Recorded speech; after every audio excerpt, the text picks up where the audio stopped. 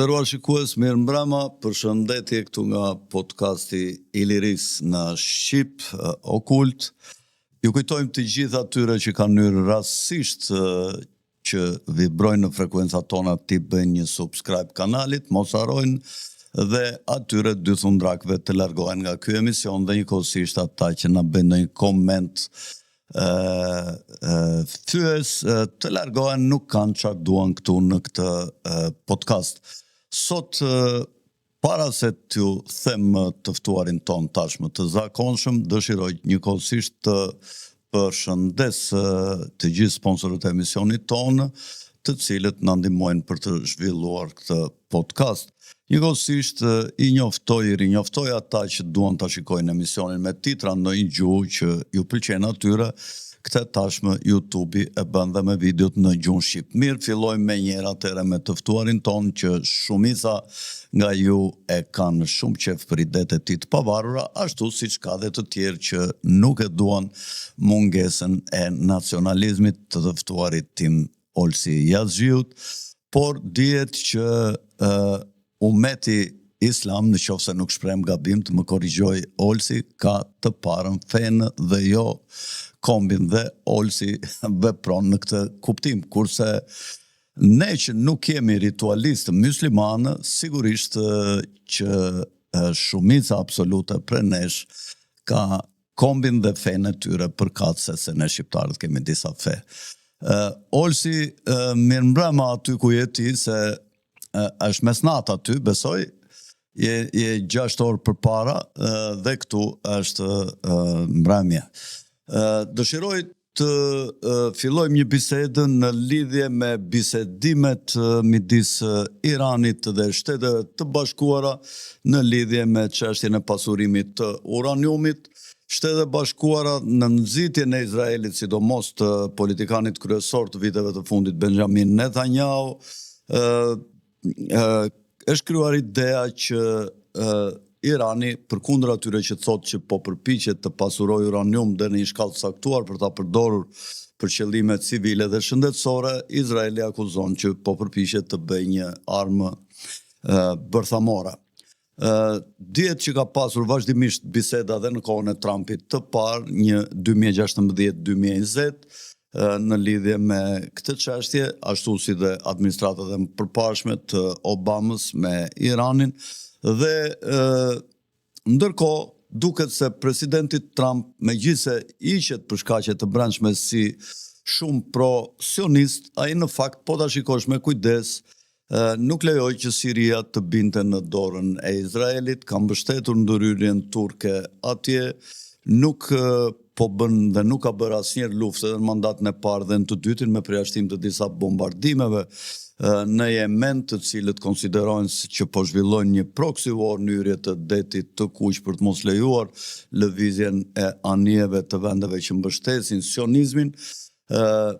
Quhet proxy war pasi luftëtarët e Yemenit që zhvillojnë këtë aktivitet ushtarak janë të mbështetur nga Irani dhe në atë luftën civile në Yemen kanë qenë në luftë dhe me Arabinë Saudite, të cilët mbështesin muslimanët sunin në këtë luftë, në këtë përplasje në Yemen. Olsi, mund në i përshkruash një çikë, mundet që Trumpi po shfrytëzon këto bisedime gjoja në interes të Izraelit edhe për një çështje tjetër për të ndarë Iranin nga Kina dhe për të pezulluar furnizimet e mëdha që Kina merr nga Irani me ato anije të mëdha cistern për naftën dhe për të kufizuar fuqinë energjetike për zhvillimin dhe aktivitetin e industrisë kineze. Fjala për ju, Olsi. Sikur e përmendëm në bisedën e kaluar, presidenca e Trumpit po ka shumë presion nga lobi zionist për të ndërprer marrëveshjen nukleare me Iranin, por sikur përmendi datën 25 prill edhe gazeta The Times of Israel, e cila citonte një deklaratë të presidentit Trump, ai thoshte që Izraeli nuk do të na tërheqë neve në luftë me Iranin, por ne do të bëjmë marrëveshje dhe nëse nuk bëjmë marrëveshje, jemi ne që do ta tërheqim, dhe do ta do përballemi me Iranin. Tani dihet që Izraeli është shteti më agresor i lindjes mesme, që prej krijimit të tij në vitin 1948, Izraeli vetëm ka bërë luftra me fqinjët e tij arab, të cilët Izraeli me mbështetjen amerikane, sidomos me rënien e Bashkimit Sovjetik dhe me fillimin e rendit të ri botror, arriti që t'i shkatrojë të gjithë njëri pas tjetrit. Shkatrimi i parë erdhi kundër Irakut me luftën e parë të Gjirit.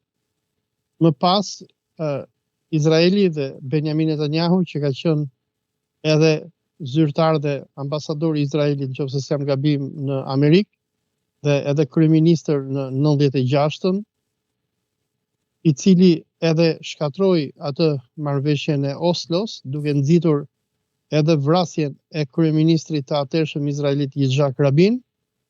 Netanyahu ka qenë shumë i suksesshëm që jo vetëm të shkatrojë politikën e brendshme izraelite, por në të njëjtën kohë që ta drejtojë politikën amerikane kundër fqinjve musliman të Izraelit. Pra kemi luftën e parë të Gjirit, më pas kemi luftën e dytë, kur u shkatrua totalisht Iraku dhe regjimi i Saddam Huseinit, cili ishte një nga regjimet më të armatosura të botës sunite. Më pas Netanyahu nxiti amerikanët që të lëshohen kundër Libisë, kundër Sirisë, kundër Yemenit dhe kështu me radhë. Dhe vendi i fundit që Izraeli nuk ka arritur që të shkatrojë deri në këto momente që ne flasim, ai është Irani. Irani e para nga që administrata e presidentëve Bush i ri dhe i vjetër identifikuan si armiqt kryesor të Izraelit fqinjët e tij sunit arab, të cilët i shkatruan njëri pas tjetrit, dhe Irani ka ngelur vendi i fundit i cili nuk është shkatruar. Tani Irani që e kupton lojën, është munduar që gjithashtu të luaj shah me amerikanët, dhe pjesë e shahut është edhe programi i tij nuklear. Amerikanët, ashtu sikur edhe Benjamin Netanyahu, i cili e tregon këtë në librin e tij Fighting Terrorism, apo lufta kundër terrorizmit, që ai ka shkruar në vitin 1995, është i obsesuar me mundësinë që vendet muslimane të marrin armatim nuklear. Ka që sikur thot Netanyahu në librin e tij, thot nëse muslimanët do të marrin armatim nuklear, ata do të mendojnë që i erdhi bereqeti nga Allahu, dhe në këtë mënyrë ata do bëhen të pathyeshëm përballë perëndimit që posedon bombën atomike.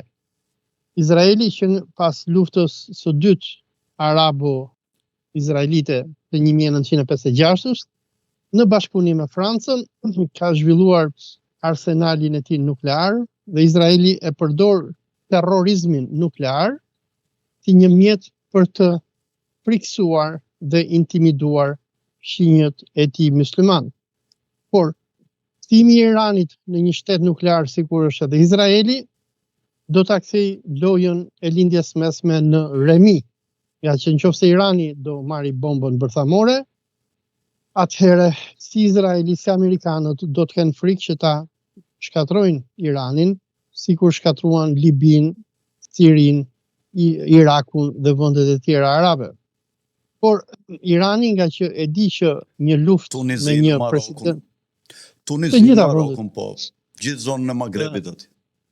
Po, dhe Irani duke e ditur këtë gjë që në kohën e presidentit Obama në 2015-ën, 2016-ën, nënshkroi me amerikanët atë që njihet si The Iran Nuclear Deal, ku ra dakord që programin e tij nuklear ta bëjnë në inspektim të Agjencisë Ndërkombëtare për monitorimin e armëve nukleare. Por pasi presidenti Trump vjen në pushtet në 2017-ën, gjëja e parë që i bën është që e tërheq Amerikën nga marrëveshja nukleare me Iranin. Por tani që Trumpi ka ardhur përsëri në pushtet, ku Izraeli me Benjamin Netanyahu, lobi zionist, kërkojnë me do e mos që ta fusin në luftë, nga që qëllimi i Izraelit nuk është thjesht zhdukja e programit nuklear. Netanyahu për Iranin do atë që ai tha kur takoi presidentin Trump përpara pak javësh, do opsionin libian. Opsioni libian, çfarë nënkupton? Nënkupton shkatrimin e shtetit. Dhe ashtu sikur Muammar Gaddafi u vra nga turma terroristësh vehabist, Netanyahu kërkon që e njëjta gjë t'i bëhet edhe udhëheqësisë iraniane. Pra, problemi për Iranin nuk është vetëm programi nuklear për Izraelin, nuk është vetëm programi nuklear iranian, por është vetë ekzistenca e shtetit iranian. Izraeli do që arabët t'i kthej në epokën e gurit, ashtu sikur ka kthyer Gazën në këto momente, por edhe bregun perëndimor, ose për ndryshe t'i bëj të nënshtruar, sikur ka bërë Arabinë Saudite, Bahreinin, Emiratet Arabe, ku këto diktatura të lindjes së mesme janë thjesht koloni të Izraelit. Dhe në anën tjetër, presidenti Trump, i cili nuk do që të hyjë në një luftë me Iranin, sepse një hyrje në luftë me Iranin do t'i shkaktojë Amerikës miliarda dollar, në një kohë që presidenti Trump po mundohet që ta rikuperojë Amerikën nga dëmet që Izraeli i ka bërë Amerikës në 30 vitet e fundit. Amerika ka bërë vetëm lufta. Domethënë që me rënien e Bashkimit Sovjetik, deri në këtë moment që ne flasim, çdo president amerikan që ka ardhur, lobi izraelit i ka vënë pistoletën te koka dhe i ka thënë kështet do godasi. Në këto momente që ne flasim, presidenti Trump i është bindur lobit izraelit, Amerika po bombardon Yemenin, që prej ardhjes së presidentit Trump në pushtet, amerikanët kanë bërë më shumë se 1000 goditje me aviacion kundër Yemenit, po shkatrohen qytete, lagje, klinika, qendra për pastrimin e ujit pishëm e tjerë gjitha kundër Yemenit, dhe gjitha këto po bëhen për hir të Izraelit. Pse? Nga që Yemeni ka mbyllur detin e Kuq, apo ngushticën e Bab al-Mandabit. Izraeli në Yemeni në solidarizim me palestinezët, çfarë do lloj anije tregtare izraelite që futet në ujërat e detit të Kuq, e godet dhe e fundos. Dhe Yemeni e bën këtë në solidarizim me rezolutat e OKB-s për dhënien fund të gjenocidit që po ndodh në Gaza. Dhe për sa kohë që Izraeli bombardon Gazën dhe e mban nën embargo, edhe Yemenasit bëjnë të njëjtën gjë. Dhe Amerika me presidentin Trump, pasi ka ardhur në pushtet, i ka shpallur luftë një vendi, edhe pse kjo luftë nuk është shpallur në Kongresin Amerikan, nuk ka ndonjë deklaratë për shpallje lufte nga amerikanët, de facto Amerika është në luftë me një shtet arab, i cili është Yemeni. Por Izraeli kërkon që SBA-n përveç Yemenit ta fusin në luftë edhe me Iranin. Dhe për presidentin Trump kjo është shumë, është too much. Sepse një luftë me Iranin do të jetë një luftë me përmasa kolosale, nga që ne e dim që Irani kontrollon ngushticën e Hormuzit, ku shumica e naftës së botës kalon, dhe në rast të një goditje kundër Iranit, Irani minimumi që do bëj është e para do mbylli ngushticën e Hormuzit, ashtu sigur Huthinjt kanë mbyllur ngushticën e Bab el-Mandebit, dhe e dyta është që në rast të një sulmi nga amerikanët, iranianët e thonë hapur në televizionet e tyre, do të godasin të gjitha bazat ushtarake amerikane që janë në lindjen e mesme, që nga ndoshta baza e Incirlikut në Turqi, te baza e më e madhe aeroplan mbajtëse që kanë amerikanët në Katar dhe kështu me radhë. Në anën tjetër, Izraeli kërkon që amerikanët të bombardojnë stacionet nukleare iraniane, sikur është stacioni i Bushahrit. Por në qoftë se ky stacion do të bombardohet, çfarë do ndodhi është që ky stacion është afër detit Gjirit Persik. Dhe në rast se ky stacion do të bombardohet, do kemi rrjedhje të lëndës radioaktive në detin Persik. Dhe çfarë do të thotë kjo? Kjo do të thotë që vende sikur Arabia Saudite, Kuvaiti, Katari, Bahreini, Omani do të vdesin. Nga që këto vende, nga që nuk kanë ujë, këto ekzistojnë fal ujë të kripur që ata e marrin nga deti e ja heqin kripën dhe e kthejnë në ujë të pishëm. Pra, ky është një tmerr i paparë që Izraeli kërkon të bëjë dhe që presidenti Trump mundohet me çfarëdo lloj mënyre që ta evitojë.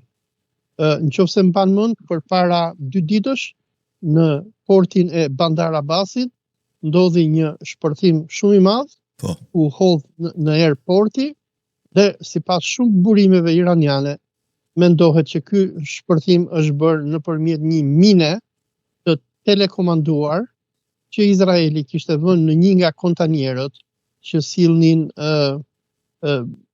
benzin të ftohtë, nuk e di se si quhet termi në anglisht, të cilën iranianët e importojnë nga Kina dhe e përdorin për programin e tyre raketor. Pra, Izraeli është duke bërë luftë në këto momente. Përpara 2 ditësh, këtë i shpjegoja edhe studentëve të mi, ishte, domethënë, pati 4 sulme që kanë ndodhur kundër 4 vendeve përpara 2 ditësh. E para, Izraeli si përditë vret me qindra vet në Gaza, që kjo është kthyer në diçka normale dhe nuk flet më njëri. Domethënë, masakrimi i njerëzve në Gaza është bërë kështu diçka normale.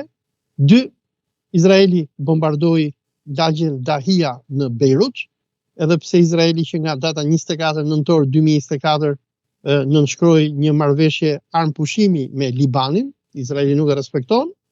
Izraeli shkaktoi një sulm terrorist duke hedhur në erë portin e Bandar Abbasit, ku janë vrarë me 10 veta dhe mbi 1000 janë plagosur. Dhe në anën tjetër, amerikanët si gjithmonë bombarduan Sanën, Yemenin, duke vrarë me 10 apo ndoshta qindra civil të tjerë. Pra, në këto momente që ne flasim, edhe pse në atë pjesë të botës ku ju jeni në Shqipëri, e cila jeton në diktaturën e censurës, për shembull në Shqipëri ju nuk lexoni dot shumë kanale dhe media, për shembull unë kur vi në Shqipëri unë nuk lexoj dot Artin apo Russia Today, nga që paraqikët e Edi Ramës nga Tomi Frashëri me kompani e kanë kthyer Shqipërinë si në kohën e Enver Hoxhës, kur viheshin zhurmus dhe ne nuk shikonim dot Rajunon, apo nuk shikonim dot televizionet jugoslave, apo nuk dëgjonim dot edhe Zërin e Amerikës. E njëjta gjë ndodh në Shqipëri. Në Shqipëri kur futesh në internet, përveç TikTokut që ka bllokuar Rama, nuk lexon dot shumë sajte ruse, sikur është Russia Today, ku njerëzit mund të informohen mbi atë që ndodh. Pra, në këto momente që ne ndodhim, lindja e mesme është në zjarr, çako, kemi një luftë totale, por lufta shkon që nga Jemeni në Liban, në Gaza dhe Izraeli përpara 2 ditësh kreu një sulm terrorist duke përdorur një minë me telekomand për të hedhur në erë një nga portet kryesore të Iranit. Megjithatë, iranianët janë duke vazhduar marrëveshjen, ato bisedimet e tyre me amerikanët, në marrëveshjet dhe negociatat që po mbahen me ndërmjetësimin e Omanit. Iranianët kanë rënë dakord me amerikanët që Irani do të ndalojë pasurimin e uraniumit përtej masës 3.67% dhe këtë do ta bëjnë nëse amerikanët do pranojnë që të zhbllokojnë fondet e bllokuara iraniane në të gjitha bankat e botës dhe të lejojnë iranianët që të shesin naftë. Irani do të ndalojë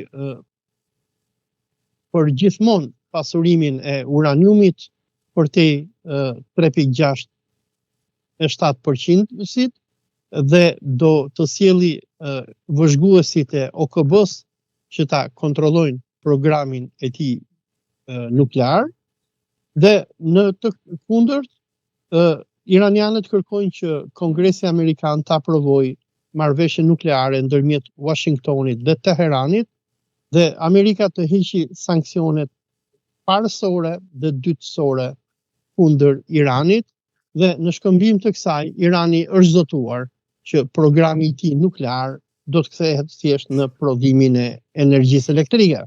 Por Izraeli nuk është i kënaqur edhe me këtë gjë, që negociatorët iranian, apo më saktë ministri i jashtëm i Iranit Abbas Araghchi dhe i dërguari special i Shtëpisë së Bardhë Steve Witkoff janë duke rënë në ujdi. Izraeli nuk është i kënaqur me këtë, se Izraeli kërkon luftë. Domethënë, Izraeli e di që për sa kohë që do të ketë shtet që do të ekzistojë në linjën e mesme, do të ketë gjithmonë shpresë për palestinezët. Izraeli do të bëjë me vendet myslimane atë që bën pak a shumë amerikanët kur ra komunizmi te ne, kur në teorinë e çekut të bardhë të Gramos Pashkos i nxitën shqiptarët që të shkatrojnë fabrikat, uzinat, kombinatet, serat dhe të fillojnë edhe të vrasin njëri tjetrin dhe vendi të kthehet në epokën e bandave, sikur u bë Shqipëria në vitet 90. Ky është qëllimi i Izraelit. Domethënë, Izraeli bën luftë kundër qytetërimore. Domethënë, lufta e tij është kundër islamit dhe muslimanëve. Domethënë, Izraeli kërkon që të shkatrojë trashëgimin e Muhamedit alayhis salam, e sahabët të tij, Ebu Bekrit, Umarit, Osmanit, Aliut, e Umayyadëve, Abbasidëve, e Osmanëve. Pra, mundësisht të mos ketë më islam në linjën e mesme, por të ketë vetëm disa popull të egër dhe barbar, të cilët do vriten nga Izraeli në çdo moment që Izraeli do. Olsi, faleminderit për këtë shpjegim për publikun këtu në Shqipëri. Kemi vënë re që ndërsa administrata amerikane dhe presidenti Trump japin një mbështetje në dukje të fuqishme për Izraelin, ndërkohë shikojmë që ka një qasje tjetër nga vendet perëndimore. Franca është shprehur nëpërmjet Macronit që paqja aty mund të vendoset sipas asaj që kërkon OKB-ja mbi ekzistencën e 2 shteteve brenda Izraelit, pra dhe Palestinës, me ato 2 territoret e saj të spikatura aty brenda Izraelit, dhe të njëjtën gjë është shprehur edhe kryeministri Starmer, i cili ka thënë që ne nuk mbështesim largimin e gazianëve, për të cilën është shprehur administrata Trump në mbështetje të Izraelit për të bërë ato projektet e tyre në rripin e Gazës, në atë vend aq të bukur buzdetit Mesdhe. Si e shikon ti këtë? Si ka mundësi që Macroni, një kukull me tela i Rothschildëve, i bankierëve, të dalë me një tezë të tillë, e cila, sepse dihet që Izraeli është një krijim i familjes Rothschild, që me deklaratën Balfour, në fakt është deklarata Rothschild e lordit britanik, të asaj kohë Viktor Rothschild, dhe edhe sot Izraeli ose gjithë politika sioniste e filluar që me Theodor Herzlin, edhe me ata më përpara se Theodor Herzli, që kanë qenë disa teorician të krijimit të shtetit sionist, janë baballarët e shtetit sionist, dhe këta kukullat me telat të tyre sot kanë dalë kundër këtij projekti jetik që ka Izraeli, që dihet që është krijimi i Izraelit të madh. Ç'a mendon? Ç'a ka ndryshuar që evropianët kanë filluar të kërkojnë ekzistencën e 2 shteteve, ndërsa deri dje ishin në mos mbështetës të hapur, mbështetës të eshtur të veprimtarisë shfarose dhe genocidale të politikës së Izraelit mbi arabët, sidomos në Gaza? Duhet përmendim këtu atë shkrimin e vitit 1920 të Winston Churchillit, Zionist Jews versus Bolshevik Jews. Duhet kuptojmë diçka, që Izraelin e shpikën britanikët, por me lejen e francezëve. Thuaj Shqip atë të Churchillit, si e the sionistët kundër bolshevikëve? Po, domethënë në 1920 në Winston Churchilli, i cili ishte ministri i kolonive britanike dhe që u çmerruan britanikët me atë që po bënin bolshevikët, bën një shkrim me titull Çifutët zionist dhe Çifutët bolshevik. Edhe në këtë shkrim ai i apelon zionistëve që duhet jeni me neve, me perandorin britanike, se ne juve po u bëjmë shtet në Palestinë, po mos u bëni si ata çifutët e këqij që janë bolshevikët, që janë terroristë dhe janë quar kundër mbretit edhe kishës. Dhe Izraeli është një shpikje britanike. Dhe që ta kuptojmë pse Macroni del kundër Netanyahut, duhet kuptojmë edhe historinë e zionizmit, se zionizmi nuk është një grup monolit, është një grup i përbërë nga shumë interesa. Dhe këta Rothschildët që ju përmendët, që do krijojnë edhe atë federatën World Jewish Congress, kongresin botëror qifut me Theodor Herzlin, edhe më pas me Chaim Weizmannin, këta ishin pak a shumë në koordinim të plot me familjen mbretërore britanike. Dhe është e vërtet që Izraelin e sponsorizuan Rothschildët, por Rothschildët e ke fundit fare jetonin në Londër edhe në Paris, dhe dini që po donte presidenti i Francës apo mbreti i Londrës, ua hiqte kokën dhe i vriste. Dhe ky është grupi i atyre që Vladimir Jabotinski, që është edhe ati ideologjik i Benjamin Netanyahut dhe themeluesi i asaj që quhet zionizmi revizionist, të grupin e këtyre Rothschildëve, Vladimir Jabotinski do t'i quante si agent të Londrës.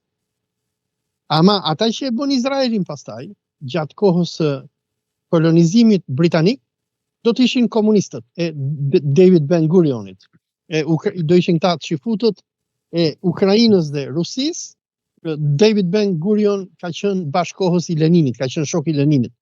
Dhe një nga arsyet pse Bashkimi Sovjetik u bë i pari shtet që zyrtarisht presidenti i parë i Izraelit. Dhe dha dorëheqjen disa muaj para se të vritesh shikuesit, para se të vritesh John Kennedy. Po, dhe dua të them që David Ben Gurion, ky çifut Ukrainas, përfaqëson atë grupin e çifutëve që quhen si laboristët.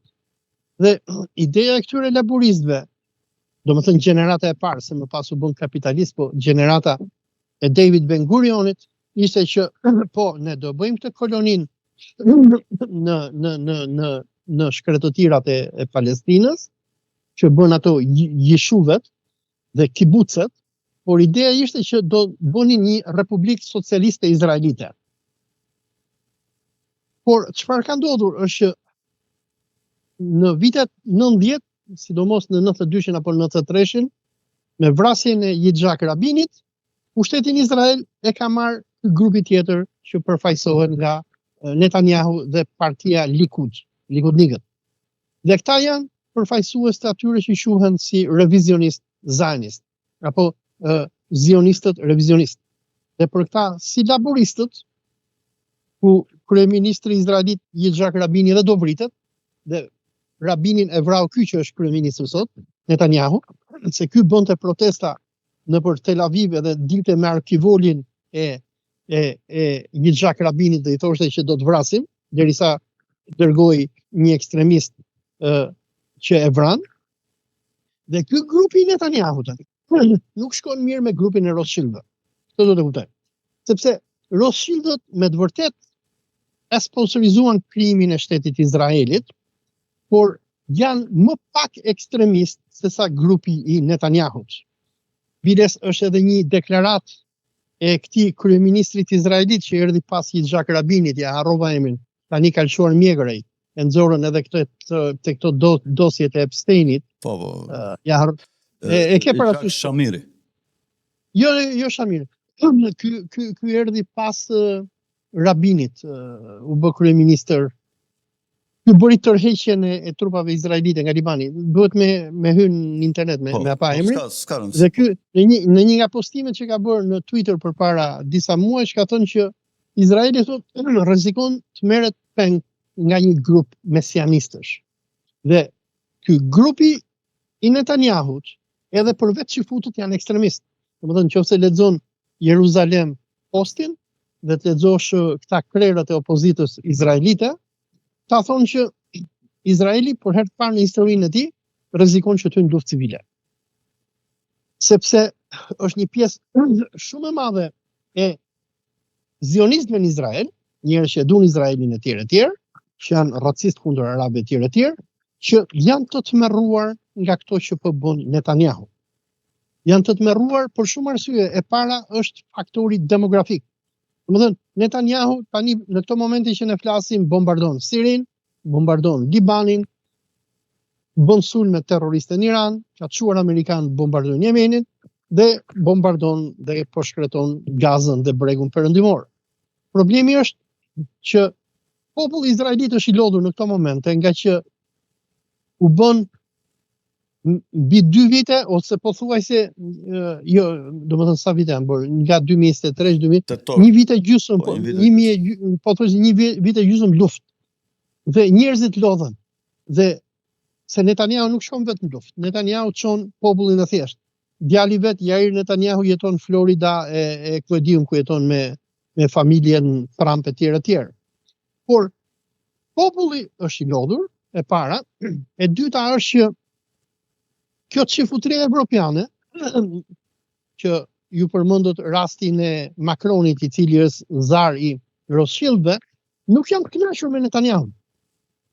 Dhe për këtë arsye, këta kërkojnë që këta gazanët, popullata e Gazës të lihet aty ku është, kuptohet që të gjithë duan zhdukjen e Hamasit, nuk duan që arabët të rezistojnë, nga që arabi mirë për izraelitët është arabi vdekur, por këta janë të tmerruar nga planet mesianike të Netanyahut, ku Netanyahu po bombardon gjithë secilin, përpara pak ditësh vrau edhe turq, ushtarak turq në Siri, nga që ky lobi zionist që është në perëndim e kupton që Netanyahu po jo vetëm që ka thyer çfarë do lloj ligji ndërkombëtar, jo vetëm që urrëhet në masë nga popujt e Evropës, nuk ka më njeri që e mbron sot Netanyahu në botë.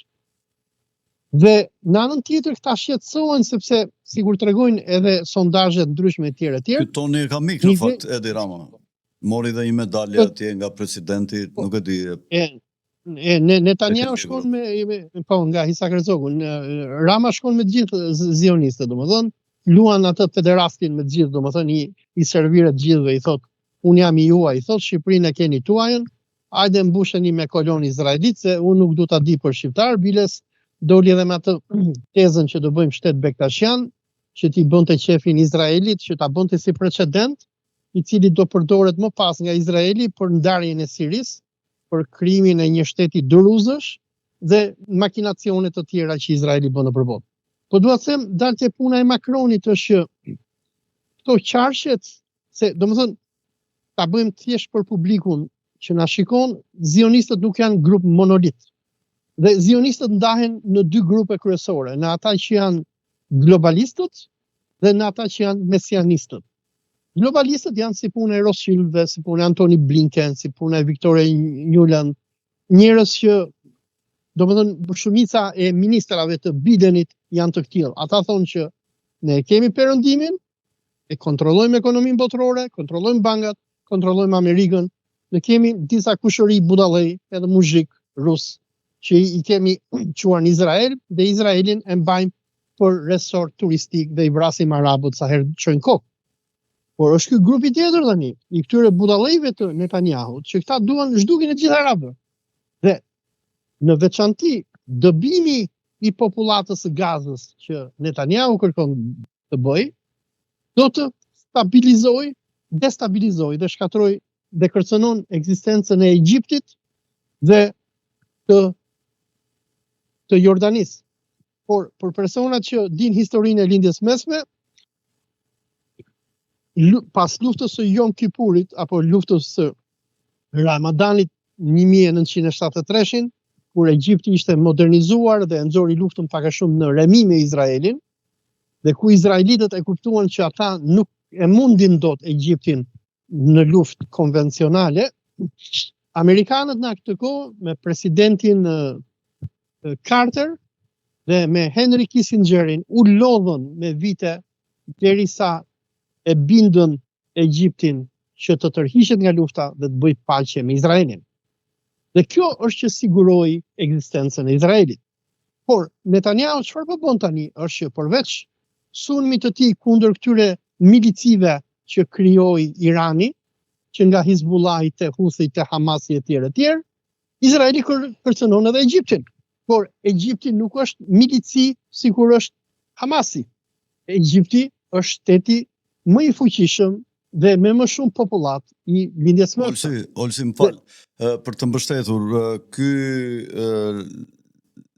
Yahir Lapid, kështu quhet ky ish kryeministri më duket, që është sot edhe shefi i opozitës, ka mbajtur një fjalë para një 20 ditëve dhe ka dhënë idenë për të goditur Egjiptin, duke thënë që Egjipti është një shtet i mbytur në borxhe, është një shtet që është skllavëruar nga demografia e madhe dhe ne nuk e kemi problem fare Egjiptin, dhe ka dhënë disa mesazhe për politikën e ardhshme izraelite dhe si përfaqësuesi i opozitës që Izraeli mund të bëjë dhe një luftë me Egjiptin. Ndoshta mund të jetë plani i tyre ashtu siç e kanë në flamur, që të kenë në kufi nga ana e jugut lumin Nil. Ndoshta ata duan të marrin kanalin e Suezit edhe lumin Nil, ta kontrollojnë ata derdhin e Nilit aty në Aleksandri. Dhe kjo do më thënë ishte një risi në politikën, dhe këta nuk e bëri Netanyahu, po e bëri Lapidit. Si e ke ndjekur këte, apo të ka shpëtuar kjo fjale Lapidit? Deklaratën e Lapidit nuk e kam parë, por Lapidi nuk është i vetmi që ka bërë këtë.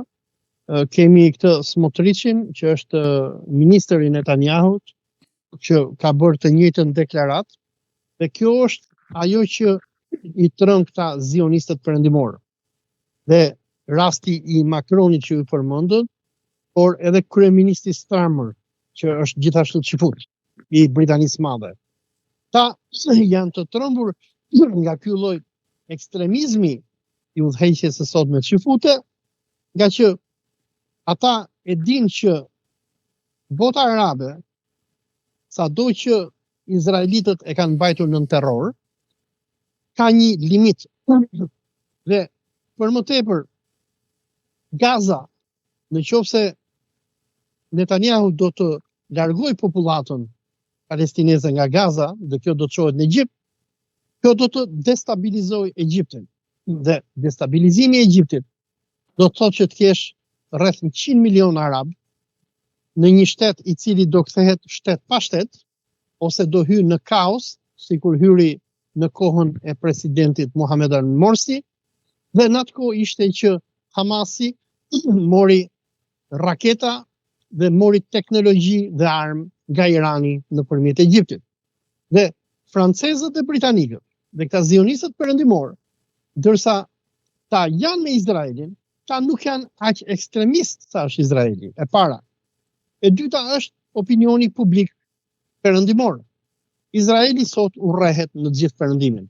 Nuk mund gjesh asnjë person, përveç ndonjë langaraqi dhe sharlatani si puna e Edi Ramos, që është pa din edhe pa iman, që mbrojnë Izraelin. Dhe perëndimorët, qeveritë perëndimore kanë një problem shumë të madh me kontrollimin e popullatave të tyre, sepse këto popullata, duke parë gjenocidin që Izraeli është duke bërë dhe mos funksionimin e ligjit botëror, ndërkombëtar, kjo çfarë ka sjellë? Kjo e ka kthyer botën në një xhungël ku ligji ndërkombëtar nuk funksionon më. Dhe këto fuqitë vjetra të Evropës, këto nuk kanë problemin që ka Izraeli. Problemi i Izraelit është duke arabë.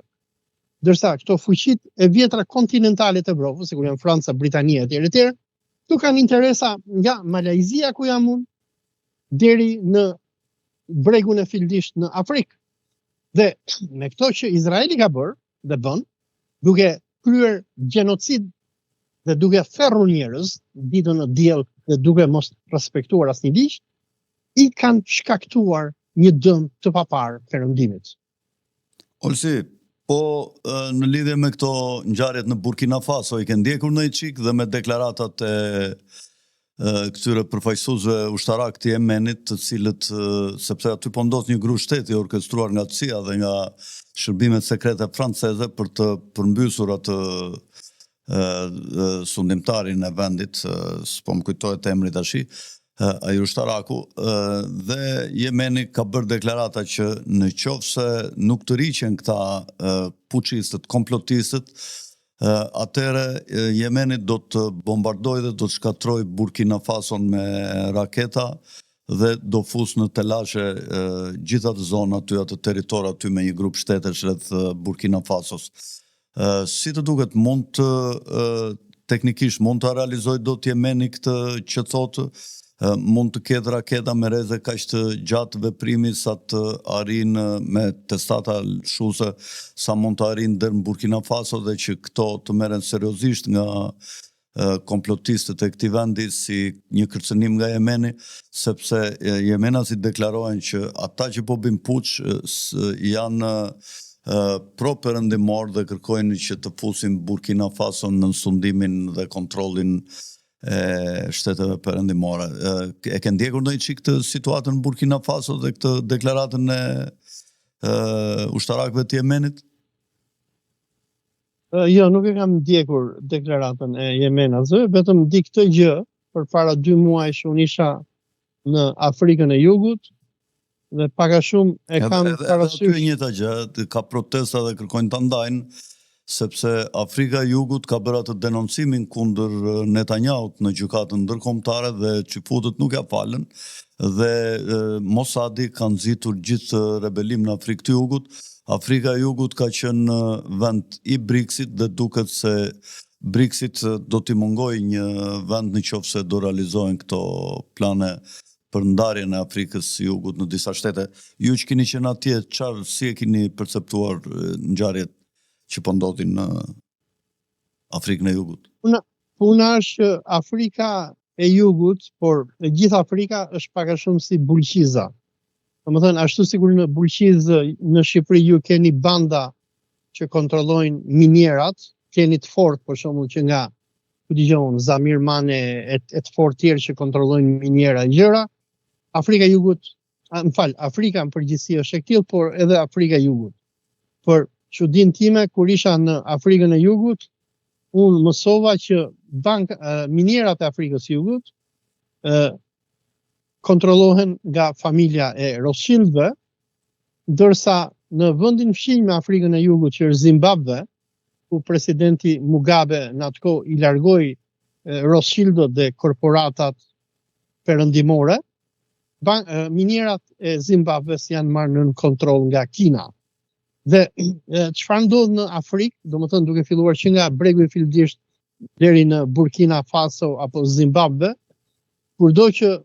kurdoherë që ju dëgjoni që ka luftë, ikën një president, vjen një general, vjen tjetër e tjerë, duhet ta dini që gjithmonë është luftë korporatash. Do jenë ose korporata franceze, ose britanike, ose amerikane, ashtu si lufta 1899-s, 1901, 1902, luftrat bojere, që u bën nga britanikët kundër holandezëve, të cilët e kishin koloni Afrikën e Jugut, për shikuesit të cilët mund të mos kenë shumë informacion për këtë. Janë pikërisht sot kompanitë e Cecil Rhodesit, për shkak të cilit mori emrin e zona aty Rhodesi, që janë sot këto minierat e diamanteve De Beers, të cilat sot financojnë një degë të Oxfordit që është Rhodes Scholarship, nëpërmjet të cilave përpiqen të riqen politikanët e partive të kapura, sidomos Partisë Demokratike në Shtetet e Bashkuara dhe politikanët e Kanadas, për të mbajtur tek ta idenë që të luftojnë për perandorinë britanike, dhe ky është një nga qëllimet e organizatës që ndërtovi Cecil Rhodesi, Round Table ose Tryeza e Rumbullakët, së bashku me Lordin Alfred Milner. Pra, luftrat ndërmjet kompanive janë të gërshetuara dhe luftrat me politikën. Olsi foli pak për largimin e Rothschildëve nga Zimbabwe me hyrjen e Kinës, por njëkohësisht ka dhe këtu në Evropë vende të cilat nuk s'do të përdorat fjalën që përdori Olsi për kryeministrin, po them putadorësh, të cilët nënshtrohen dhe janë yes men ndaj tuajve, ku në këtë rast janë sionistët. Kam parasysh që Greqia ka ndjekur politika pastrimi me qifutët, sidomos në zonën e Selanikut, për të cilët i ndihmuan dhe nazistët, të cilët i larguan me trena qifutët nga Selaniku. Njëkohësisht dhe Polonia nuk po ju lëshon asnjë shtek, sepse dihet që qifutët kanë pasur shumë prona në Poloni para se të fillonte ajo që këta i quajnë Holokaust dhe pushtimi Polonisë nga Gjermania. Njëkohësisht ka vende të tilla si Spanja, të cilat nuk i tolerojnë, kanë tolerancë zero. Në Spanjë dihet që është një vend armik i bankierëve, i Rothschildëve, dhe qifutët gjithmonë përpiqen të nxitin politika separatiste në Spanjë për të çarë dhe për të dobësuar familjen mbretërore nëpërmjet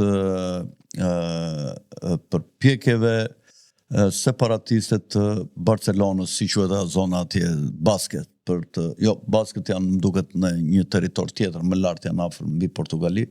Këtë zonën e Barcelonës nuk e di si. Katalunjën, duan të ndajnë Katalunjën nga Spanja, përpjekjet cilat i kanë filluar që në vitin 36, pikërisht atëherë kur filloi dhe de facto lufta e dytë botërore, ku përzihen fashistët, nazistët, komunistët, stalinistët, komunistët qifut, trotskistë, të gjithë e filluan luftën e parë në Barcelonë. Po si për të mbështetur për atë luftën e korporatave, po unë shtova që është dhe luftë politike përveç se luftë korporatash. Fjala për ju, Olsi, aty ku e latë. Gjëja që mua më habiti gjatë vizitës që pata në Afrikën e Jugut është se përndryshe nga që ne gënjehemi jashtë Afrikës Jugut, ku na tregohet që me ardhjen e Mandelës mori fund apartheidi, në Afrikën e Jugut s'kishte marrë fund apartheidi. Kuptohet që këta presidentët e kryeministrat janë zezak, por nga që Afrika e Jugut është shumë e madhe, nuk e di, është më e madhe se sa Franca. Bizneset qifute akoma kontrollonin Afrikën e Jugut. Dhe shumë miq afrikano-jugor që bisedova më tregonin për shembull se si industria e minierave kontrollohej nga familja Oppenheimer, të cilët ishin nën kontraktorët e Rothschildëve të Londrës. Oppenheimer janë De Beersët, kanë kompaninë De Beers, të Cecil Rhodes, të diamanteve. Po, dhe unë isha në Cape Town, dhe Cape Towni është pak a shumë si Durrësi, kupton? Dhe në Cape Town, ta të bardhët, dhe shumica e të bardhët të Cape Townit ishin qifut nga Ukraina. Ka dhe qifut etiopian atje, të zinj, të cilët merren me diamantët. Nuk e di, mua çfarë më treguan se unë biles edhe shkoja, domethënë shkoja te lagje këtyre se është shumë e bukur, është si kjo Marina Bay që do të bëj Rama, dhe me Alabarin, dhe ishte ajo që quhej Marina quhej, edhe ajo zona në Cape Town, dhe kur shkoj aty ishte lagje vetëm të bardhësh. Dhe këta të bardhët ishin ose britanik, ose qifut historik, por shumica ishin qifut të Ukrainas, që tani që ka nisur lufta në Ukrainë, por edhe në Izrael, kanë lënë Izraelin dhe Ukrainën dhe ishin aty. Kur shkoje te lagjet e tyre, ishe sikur je në Brooklyn të Amerikës, me kulla, me rrugë të shtruara, të asfaltuara, njerëz shumë të pasur që dinin me qenë etj, dhe gjithë ta punonin për korporatat zioniste perëndimore. Kur shkoje pak më tej, si me thënë, me shkuar nga bloku në Yzberisht në Tiranë, gjeje lagjen e atyre që njihen si Cape Malays, apo malajzianët e Kepit. Sepse qytetarët më të vjetër të Cape Townit janë musliman që holandezët kanë sjellur si sklever që i merrnin nga Batavia, nga Indonezia dhe i përdornin aty për të punuar për qytetin. Ta muslimanët ishin lagjen e tyre dhe kur dilje matan, si me thënë shkosh në Pez, ishe ato getot e zezakëve, ku zezakët nuk ishin puktani. Unë isha i ftuar nga këta muslimanët e Kepit, që Domethënë, nëse këta të bardhët merrnin rroga nga 3-4 mijë dollar në muaj, ta myslimanët që ishin shehërli, ishin qytetarët më të vjetër të Kepit, merrnin rroga diku te 1.000 dollar në muaj, po edhe këta ishin aq të pasur myslimanët sa që mbanin nga 2-3 zezak që punonin në për shtëpitë e tyre. Dhe kur i pyesën, "Ore, sa I paguani ju këta zezakët?" Zezakët paguheshin 100 dollar në ditë. Në muaj. Por këta zezak që punonin ishin me fat nga që në Afrikën e Jugut, nëse se jam gabim, niveli I papunësisë ishte diku te 80% apo 90%.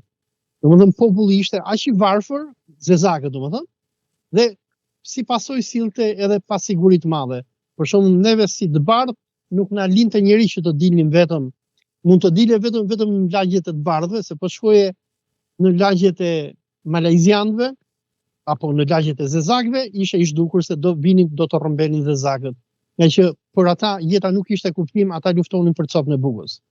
Dhe domethënë në Afrikën e Jugut shikoje një kontrast të papar. Në lagjet e të bardhëve, ku është rritur pak a shumë edhe Elon Musku, shikoje këto shkollat e tipit holandez, të afrikanerëve, të boerëve, shikoje me uniforma, sikur ka qenë mbret Leka Zogu, I kemi parë fotot kur ka qenë I ri, por lagje vetëm të bardhë, një domethënë modernizim, një pastërti etj. Kaloje në lagjet e malezianëve, ishin më të varfër, po ishin mirë, kurse kur shkoje në për ghetot e zezakëve, ti thoje ku jam unë. Dhe domethënë unë kur I pyesa ata miqtë e mi, ore I thoja, neve na thuhet jashtë Afrikës Jugut që këtu ka rënë apartheidi, më thanë se nuk ka rënë apartheidi. Thjesht britanikët bën marrëveshje me Nelson Mandelën dhe African National Congress, me Kongresin Kombëtar Afrikan, u thanë disa zezakëve do të sjellëm juve në pushtet, sikur kanë sjellë Ramon edhe Rilindjen në pushtet, por popullit nuk I është dhënë asgjë. Dhe një nga kushtet e të rënies së apartheidit që ka qenë, që Mandela ka nënshkruar atëherë me regjimin e apartheidit dhe me britanikët, ishte që neve do t'u lejojmë juve që të hyni në zgjedhje, ju jeni shërbica, do zgjidheni, por minierat nuk do t'i prekni, bankat nuk do t'i prekni. Domethënë këto zonat e këtyre çifutërisë të bardhë të Cape Townit. Pra qeverisin të bardhët me proxy të zi. Kështu I bie. Me proxy të zi, por diçka tjetër interesante kur I thosha këtyre miqve të mi, ishin musliman, e quajnë veten Malej, edhe pse nuk duken Malej, se shumë duken si indianë etj. Edhe I thoja, a do donit ju që të ndodhte me ju çfarë ndodhi në Zimbabwe me Mugaben? Më thonin jo, më thonin. Po pse I thoja unë? Sepse kur Mugabe I dëboi këta Rothschildët dhe u amori bankat edhe ja mori fermat etj. Ata shkatruan ekonominë e Zimbabwes që populli nuk ishte të hante bukë. Dhe Mugabe I solli kinezët, por çfarë kinezët bën? Ata I morën minierat, e mbajnë me lek pushtetin e Zimbabwes, por puna është që kinezët e kanë monopolizuar të gjithë tregtinë e diamantit dhe populli nuk ka taj bukë. Pra, afrikanët janë ndërmjet një të keqe e të madhe që është zionizmi dhe të keqes tjetër që është social imperializmi kinez. Pra, Afrika, kur shohim në përlajme që jo bë grushteti, jo iku ky president, erdhi ky president, aty është gjithmonë luftë bandash. Ku korporatat perëndimore, zionistët, por edhe kinezët kanë hyrë në lojë tani, se kinezët janë bërë zgjuar. Sigur edhe kemi edhe rusët që kanë shkuar në Mali edhe në Burkina Faso etj. Ku me këtë grupin Wagner, ku të gjitha këto fuqitë e mëdha imperialiste, rusët, kinezët, zionistët perëndimor luftojnë për të kontrolluar burimet e popujve të Afrikës, ndërsa popujt e Afrikës nuk kanë bukë të hanë. Folsi, po këtu ka një tjetër lloj, një tjetër qasje politike, duke pasur parasysh dhe atë që thash për këto popujt e tjerë. Ky kryeministri ton, Partia Socialiste, gjatë këtyre kohëve që është në pushtet, ka një tolerancë shumë të madhe ndaj këtyre. Sot që ne po flasim janë rreth 1200 Jewish, do të them, nuk mund të them janë sionist apo jo, po ka mundësi të jenë sionist, të cilët ndodhen në një hotel në bregun e Durrësit, ke Mali Robit, Dhe kam filluar të futem fort duke bler prona të patundshme. Ne kemi një kryeministër pro tyre, kemi një president që mund ta quajmë debil ose i paft ose s'ka asnjë lloj ndjenje shqiptarie ose nuk ka fare fuqi për asnjë gjë. Është vetëm një njeri që bën çoka për ramën dhe gjithmonë i kundërvihet qëllimi i i kundërvihet gjithmonë opozitës sipas atyre teoremave dhe formulave që jepte ambasadorja Kimetja që i theshim këtu në Shqipërinë, kjo që kishte kjo, e cila u vërsul opozitës me urdhër të Blinkenit dhe Sorosit, dhe ata po blenë njëkohësisht shumë shtëpi, më kanë thënë, në Gjirokastër, po përpiqen të ndryshojnë ato emblemat, të vendosin emblemat të tyre, sikur janë autoktonat jenë atë vend. Dihet që një grup çifutësh ka ardhur në kohën e Sulemanit të Madhërisëm, kur ata i dëbuan nga Spanja me 1520 nga Ferdinandi dhe Izabela Castiles, të cilët bashkuan nga Dishulli Iberik, dhe i dëbuan çifutët të cilët në fillim spionuan muslimanët tek katolikët dhe pasaj katolikët eliminuan dhe spionët që ishin çifutët duke i dëbuar nga Spanja. Dhe Sulemani Madhërisëm, i cili u tregua shumë tolerant, i futi në të gjitha pjesët e perandorisë ku ata kishin dëshirë të hynin, dhe midis tjerave një pjesë disa familje kanë hyrë dhe në Gjirokastër, në Vlorë, dhe sidomos një pjesë u vendosën, një pjesë e madhe pasaj në Greqi, duke filluar nga Kosturi, sidomos Selaniku, Konstantinopoli, Izmiri dhe sidomos të vendet bregdetare që ata i lakmonin. Pra, që nga koha e Sulemanit të Madhërisëm në fillim të shekullit 16, në Gjirokastër kanë ardhur disa familje të cilat më pas janë konvertuar në Islam dhe janë bërë familje si quhen Doenmen, mos gaboj, të cilat në familjet, brenda familjeve të tyre ruanin rritet çifutën, ndërsa në dukje nga jashtë ndiqnin fenë domethënë kryesore të vendit që në atë kohë ka qenë Islami. Njëkohësisht ata po blenë shumë prona në jug, në breg, ku Rama nuk ka lejuar që shqiptarët të ndërtojnë resorte apo objekte banimi, në emër të një politike rregullimit të bregut, dhe duket që këta po blenë bregdetin shqiptar, duke bërë detin jon dhe detin Adriatik një zonë të përbashkët, dhe me pjesën përballë në jug të Mezeut ku janë gazianët, ata kërkojnë ta futin gjithë të zonë të madhe detare dhe të kapin hyrjen e Adriatikut, që është kanali i Otrantos, ku një nga pjesët e Çelësit, kanalit të Otrantos, është Karaburuni. Sigurisht ne e shikojmë me shqetësim të tragjedi që po i ndodh popullit shqiptar, këtë shfarosje të popullit shqiptar, largim të shqiptarëve nga Shqipëria dhe popullim të Shqipërisë me popujt të tjerë, ato që në shekujt e mëparshëm janë bërë me luftra, sot po bëhen me paqe dhe me politikan të veçel, siç është Rama, të cilët nuk mbrojnë identitetin kombëtar dhe nuk ndjekin politika që shqiptarët të kontrollojnë dhe të zotërojnë territoret e tyre, të mos lejojnë ligje të lehta për t'u dhënë shtetësinë shqiptare dhe për t'i bërë shqiptar, shtetas shqiptar, shtetasit e huaj. Madje duhen ndjekur politikat që ndoqi presidenti Trump, i cili nuk lejon që dhe ata që kanë lindur në Shtetet e Bashkuar nga prindër emigrant, nuk i lejon që të bëhen shtetas amerikan. Nga historia kemi mësuar që ka dy mënyra për ta shkatruar një kombë ose imperandori.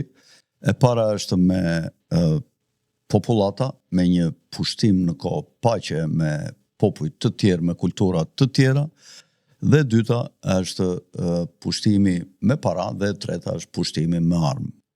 Po flasim për në kohë paqe, është fjala vetëm për dy të parat. Ne shqiptarët nuk e di nëse do urdhro, Olsi.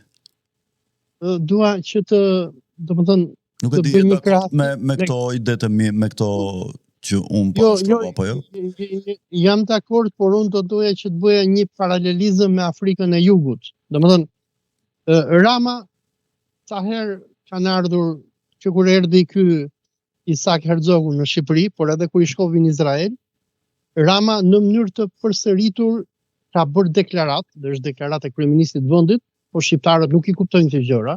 Shqiptarët rrinë zdjen, domethënë pse i tha Ilir Vrenozi, Edi Ramës, kështu edhe ashtu. Rama në mënyrë të përsëritur ka thënë që ne bëjmë thirrje izraelitëve që të vinë vendosen në Shqipëri. Domethënë, kjo është një deklaratë zyrtare, një ftesë për kolonizim të Shqipërisë nga kolonët që fuq. Numër 1. Numër 2.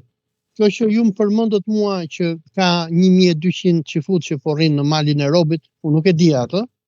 Unë me sa kam kuptuar, kanë ardhur këto ditë dhe po shikojnë situatën ku mund të investojnë në kuadër të asaj që the ti që i ka ftuar Rama që të vinë dhe po ju hap të gjitha portat. Dhe ne duhet dim diçka që qifutët nuk i kanë problem lekët, nga që ata janë bankierët e botës. Domethënë, ata thjesht fusin durët nëpër banka edhe marrin lek pa punë. Tani unë me çfarë kuptoj që izraelitët apo Izraeli kërkon të bëjnë Shqipëri, kërkon që Shqipërinë ta kthejnë në një Afrikë Jugu të dytë. Nëse dikush shkon në Afrikën e Jugut, në lagjen e qifutëve, se ja gjeta edhe emrin, që quhet Waterfront Cape apo Marina Waterfront, këto janë lagjet që këta qifutët e Ukrainës kanë nga Cape Towni. Cape Towni është shumë qytet i bukur, ndoshta qyteti më i bukur i botës, nga që është fundi i tokës. Mbas Cape Townit nuk ka më tokë, është vetëm Antarktida që është matan. Biles nga Antarktida aty vinin edhe penguin, kur isha aty fotografova penguin. Është vendi më i bukur i botës, se bashkohen dy oqeanët, oqeani Indian me oqeanin Pacifik. Dhe çfarë kishin bërë qifutëria është që kishin bler të gjithë këtë pjesën e Waterfront Marinës të Cape Townit, domethënë si me thënë të vinë qifutët edhe të blejnë gjithë bregdetin e Shqipërisë, Karaburunin. Po, të gjitha këto vendet më të bukura të Shqipërisë, dhe çfarë bënin? Këto vende pastaj i kishin kthyer në hotele dhe rezorte të tyre, ku vinte gjithë qifutëria dhe pasanikët e botës dhe lekët i merrin qifutët. Pra, Afrika e Jugut, që presupozohet të jetë vendi afrikanëve, ku Cape Towni, qytetarët më të vjetër autokton janë këta Cape Malays, malezianët e Cape-it, popullata autoktone nuk ka asgjë. Cape Malays, që janë shehërlit e Cape Townit, i pastronin halet dhe ishin hidraulike dhe elektricistë të qifutërisë të bardhë. Dhe unë me çfarë kuptoj që Rama po do të bëj me zionistët, është që do t'u ashesi atyre gjithë bregdetin e Shqipërisë, dhe si pasojë, çfarë do ndodhi është që shqiptarët ose do kthehen në indian, në shërbëtor të këtyre qifutëve të bardhë, që do posedojnë gjithë pasuritë e bregdetit shqiptar, ose në të kundër do bëhen hajdut dhe vrasës, si kur ishin zezakët në Afrikën e Jugut që nuk kanë të hajnë bukë, ose do largohen nga vendi. Një gjë tjetër që unë kuptoj që zionistët janë duke bërë me Shqipërinë, se unë kam dëgjuar që ata po blejnë edhe shumë ferma, prona e tjera, është se në Myzeqe. Në Myzeqe, por edhe kam dëgjuar në Tepelene gjithandej, se domethënë ti mua më përshkruan si antinacionalist. Domethënë unë nuk jam nacionalist ekstremist, por unë jam patriot, unë e dua Shqipërinë, se është vendi im. Dhe do të them që Shqipëria është një nga vendet më të bukura që ka krijuar Allahu në këtë dynjë. Domethënë, për mua pas Cape Townit, që unë habita me qiellin edhe me detin, po deti ishte i keq aty nuk u laj dot, se të hanin peshkaqenët që vinë nga Oqeani Indian, por domethënë bukuritë që ka Shqipëria, shumë pak vende i kanë. Dhe çfarë rrezikon Shqipëria në këto momente? Në Shqipëri la është kudo, në liqenën e s'ka krokodillas, peshkaqenas, është një vend me 5-6 lumen, ka fusha, ka kodra, ka male, gjithçka ka Shqipëria. Si mundon asgjë. Allahu i ka dhënë çdo gjë Shqipërisë. I ka dhënë edhe malin, edhe fushën, Edhe edhe klimën, detin, edhe klimën. edhe klimën, edhe të ngrohtën, edhe të ftohtë. borën, domethënë në Shqipëri. Dhe Shqipëria është vend që rritet fiku dhe ulliri. Në Kur'an është një sure që quhet fiku dhe ulliri, wat-tini wa zejtun, wat-turi sinin, dhe Zoti betohet për fikun dhe ullirin. Në atë vend që rritet fiku dhe ulliri, Janë vendet ato janë vendet të bekuara, sepse po të shikojmë qytetrimi njerëzor ku u krijua. Nuk u krijua në Kanada, u krijua në Palestinë, krijua në Shqipëri, në Greqi, në Italinë e Jugut, në Francën e Jugut, në Tunizi, në vendet ku rritet fiku dhe ulliri. Dhe çiftu do t'i din këto gjëra, se janë zgjuar. Dhe ata po ja marrin shqiptarëve për një copë bukë, e që ne kemi një kryeministër që është tradhtar. Dhe shqiptarët, në vend që të rinë të merren me mua edhe thonë, ore ky ka thënë këtë për Skënderbeun e Dërcivërci, duhet shohin këtë që po i bëjnë zionistët. Se zionistët kështu vinë. Sikur ju përmendet kur Sulejmani i Madhërisëm i solli ata në Selanik, se spanjollët që i njohin shumë mirë, edhe polakët, edhe gjermanët, edhe rusët, i vrisnin. Dhe osmanët u treguan të mëshirshëm dhe i dhanë Selanikun, ata arritën që i morën gjithë ekonominë dhe pastaj e shkatruan perandorin osmane. Dhe zhdukën edhe atë sultanin e kuq që quanin këta Abdylhamitin, domethënë sultani fundit, i vërtet se pati edhe një dy të tjerë më mbrapa që ishin sharlatan, ishin njerëz të kukulla me tela. Deri ka Abdylhamiti, këta eliminuan Abdylhamitin në mënyrë të pamëshirshme dhe e çuan pikërisht në Selanik, atje ku e tallnin ke shtëpia ku e internuan. Dhe internuan te Vila Alatini, te vila e një qifuti, bankierit qifut, për ta poshtëruar. Dhe kur është bërë kryengritja shqiptare në 1911, kur Isa Boletini me cubat e tij shkojnë Shkup dhe çliroi Shkupin nga Xhon Turqit, se për kosovarët Xhon Turqit ishin agent të zionistëve, dhe slogani i tyre i shqiptarëve, i kosovarëve kur hynë Shkup, thanë slogani i tyre, do marshojmë drejt Selanikut, të pështojmë Babs Hamitin nga vila e qifutit Alatini. Dhe unë do t'i këshilloja shikuesve të tu, Çako, që të lexojnë librin e atij burrit mençur që ti ke botuar dhe që u bë nami në Shqipëri nga ambasada gjermane, kur ja përktheve dhe ja botove përpara disa vitesh, sepse ai burr thot disa të vërteta. Vetë për Mein Kampf. Po Çako, faleminderit. Ai ka një shprehje të bukur. Këta thotë janë si miza e kalit që nuk rondot pa bythën e kalit. Bytha e kalit janë popujt e tjerë dhe këtë radhë me sa po shohim na kanë zgjedhur ne si byth kali. Nga unë Alfred Sako, natën e mirë dhe miru pafshim. Olsi, faleminderit dhe miru pafshim. Faleminderit, natën e mirë.